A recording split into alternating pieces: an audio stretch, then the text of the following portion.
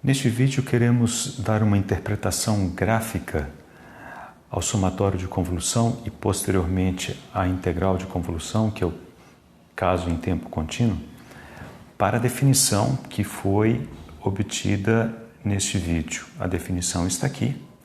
É um somatório de duas parcelas que reconhecemos ser o H, a resposta ao impulso de um sistema. Aqui temos um caso hipotético que usaremos já mesmo, e o outro sinal, x, imaginamos que é o sinal de entrada desse sistema hipotético que usaremos neste exemplo, esse daqui. O ponto-chave de entender aqui a interpretação gráfica é observar que o índice J, ele percorre os sinais. Então, à medida que a gente avançar nesse somatório, J de menos infinito a infinito, estamos percorrendo o sinal H ao longo do J, que vai de menos infinito a infinito, e, semelhantemente ao X. Observe que o J também aparece aqui, além do N, que é o valor do tempo, vamos dizer assim, final do cálculo. Pois bem, imaginando o J como sendo, então, o tempo discreto que percorre o sinal, observe que aqui o J aparece com sinal negativo. Então, lembramos das propriedades de transformações dos sinais, que ao invertermos o sinal negativo, do tempo no argumento do sinal, isso corresponde a tomar o sinal e espelhá-lo em torno do zero.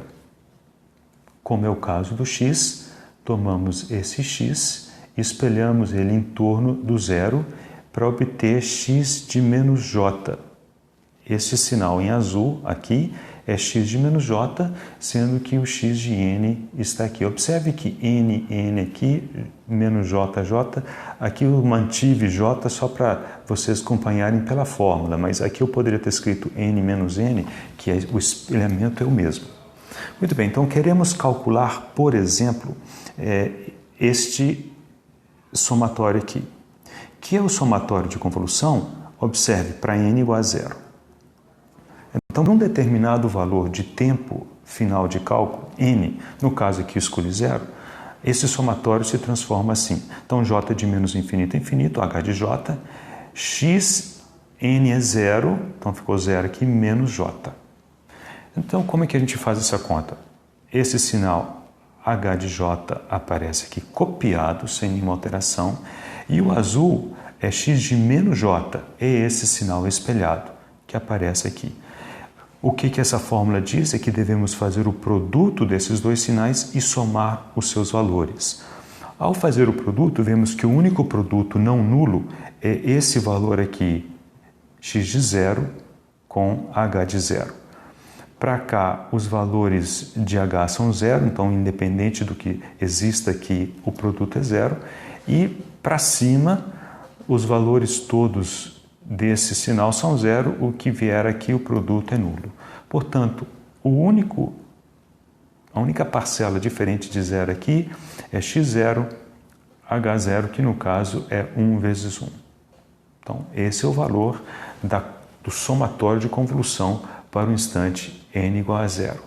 Como isso aqui é tempo, então naturalmente a gente pensa em avançar. Então, vamos calcular para n igual a 1. Então, aqui n igual a 1.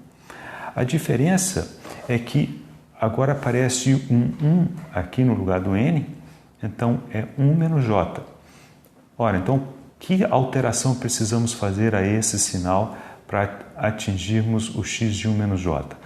O x de menos j vimos que era este aqui, que era o espelhado, e agora somar 1 corresponde a deslocar esse sinal para a direita. Deslocamos para a direita porque aqui é menos j, como discutido em vídeos anteriores. Então, a situação para n igual a 1 agora é essa indicada por esses gráficos. E faremos exatamente o que fizemos antes. Então, começamos fazendo o produto desse valor com esse, então é 1 vezes 1. Só que agora já temos um outro valor para acumular nesse somatório, mais 1 vezes 2/3. Então, é 2/3. Esse é o resultado do somatório de convolução para n igual a 1 e assim sucessivamente poderíamos fazer esse somatório para vários outros valores de n. n igual a 2, n igual a 3, etc. Então, observem que basicamente, do ponto de vista gráfico, a interpretação é tomar um dos sinais, espelhá-lo e vir correndo com o sinal passo a passo no sentido da direita e para cada posição fazer o produto correspondente e acumular os valores. Então vamos fazer isso para sinais um pouco mais longos, mas o procedimento é precisamente aquele. Imaginamos agora um sistema com uma resposta ao impulso exponencial do tipo alfa elevado a n. O de n, esse aqui é o degrau unitário, a gente multiplica pelo degrau unitário a exponencial para anular todos os valores da exponencial para n negativos. Então esse sinal vem zero até aqui. E aqui temos um sinal que é um degrau de amplitude meio. Então podemos nos perguntar qual que é a saída de um sistema linear invariante no tempo com esta resposta ao impulso se a entrada for um degrau de amplitude meio. Muito bem, vamos fazer isso por convolução e faremos isso de forma gráfica.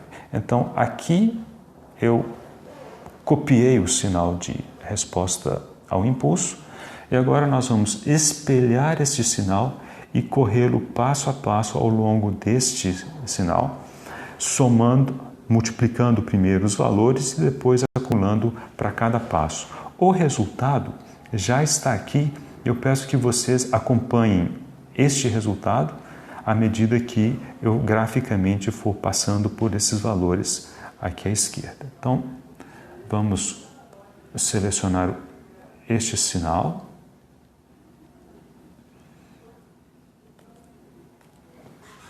Copiamos. Espelhamos. Aqui, obviamente, o espaçamento não vai ficar idêntico, mas vocês vão imaginando as coisas aí. Muito bem. Nessa posição, não há superposição, o produto é nulo. O primeiro valor não nulo é quando o primeiro valor aparecer no zero. Então, eu tenho meio vezes 1. É isso que vocês estão vendo aqui. Meio vezes 1 é igual a meio. Acrescentamos 1 ao relógio. Então, n ficou igual a 1. Agora temos meio vezes 1 vezes meio vezes este valor, que é alfa. Então, meio, alfa vezes 0, mais alfa vezes 1. Essa é a soma. Acrescentamos mais 1. Agora temos 3 valores diferentes de 0. Meio, que multiplica esses 3 valores, alfa elevado a 0, alfa elevado a 1, alfa elevado a 2, e lembre-se que é o somatório de convolução e soma esses 3 valores. Estão assim. E assim sucessivamente. Agora observe que à medida que esse sinal for avançando, né, depois, por exemplo, dessa posição, mais ou menos, o valor total, aqui vocês percebem que não coincidiram os meus pauzinhos, né, mas todos eles são coincidentes, tá? O valor total, ele saturou. Por quê? Porque não há mais o que acumular. À medida que eu for passando por isso daqui, eu não acrescento mais nenhum valor diferente, porque esse sinal exponencial, ele já foi a zero. Então, o valor último, né, no caso aqui nós podemos chamar isso de y infinito, né, para n tendendo a infinito, é meio vezes o somatório infinito desses valores, que aqui vemos tendem a zero exponencialmente. Da teoria de séries, né, temos que o resultado é meio e essa série ela converge para 1 sobre 1 menos alfa, se alfa, o módulo de alfa, for menor do que 1. E sabemos que é menor do que 1 porque este sinal ele converge. Então, se formos fazer o gráfico desses valores, então o primeiro deles é meio, o segundo é meio mais meio alfa 1, etc, etc, etc. Veremos que ele exponencialmente converge a um valor. Então, esse aqui é uma exponencial assim, e ela converge a esse valor final, que é esse que nós obtivemos aqui, 1 meio 1 sobre 1 menos alfa. Okay? Então, esse é o procedimento gráfico da convolução. Vejamos isso em tempo contínuo. Antes, vamos encontrar o análogo ao somatório de convolução para o caso de tempo contínuo, que será a integral de convolução. Então, vamos escrever isso aqui por analogia. Então, em vez de y de n, teremos y de t. Em vez de um somatório infinito, uma integral de menos infinito a infinito. Em vez de h de j, h de tal, em que tal é a variável da integração. E x, em vez de x de n, x de t, em que t é esse t, menos a integral, a variável da integração de tal. Essa é a integral de convolução e a interpretação gráfica é rigorosamente a mesma. Então, por exemplo, imagine esse caso aqui, um sistema cuja resposta ao impulso está graficamente indicada aqui e replicada aqui para o nosso ensaio. Imaginemos uma entrada x de t, que é um pulso, vamos colocar amplitude 1 para facilitar a nossa conta, duração 3, e, por exemplo, queremos conhecer a saída no instante 2,2. Muito bem, qual que é o procedimento a ser seguido? Então, nós vamos espelhar esse sinal, ok? Aqui. E nós vamos correr o sinal até o instante 2,2. Okay? Então, colocamos ele na posição 2,2 e faremos agora o produto. Lembra que isso aqui é um produto. O produto para cá, obviamente, é 0. Para cá, obviamente, 0. Como isso daqui é 1, o produto dá essa parte aqui, ó. Okay? Pois bem, agora a integral é a área debaixo dessa curva. Essa área é um número. Esse número é precisamente a saída no instante 2,2. Então, qualquer que seja a saída, e veremos que é alguma coisa assim, procuraríamos, o instante 2,2, e é esse número aqui, ó. Okay? Agora vamos ver isso aqui com mais detalhe na próxima imagem e com isso encerramos esse vídeo. Muito bem, aqui queremos ver com detalhes a resposta de um sistema que tem uma resposta ao impulso como esta, exponencial. Para evitar que a exponencial prossiga por aqui, para garantir que ela seja zero até o instante zero, multiplicamos pelo degrau unitário, que está aqui. Como o degrau tem valor nulo antes do zero, esse produto garante que temos zero até o instante zero. E a entrada hipotética é um pulso de amplitude 1, duração 3. Queremos saber como que esse sistema responde a esse sinal. Fazemos isso pela convolução e faremos a convolução de forma gráfica. Então, tomamos isso daqui, espelhamos, ele está espelhado aqui, e viremos com ele calculando a área sobre o produto. Como a amplitude aqui é 1, o produto não alterará o valor dessa função.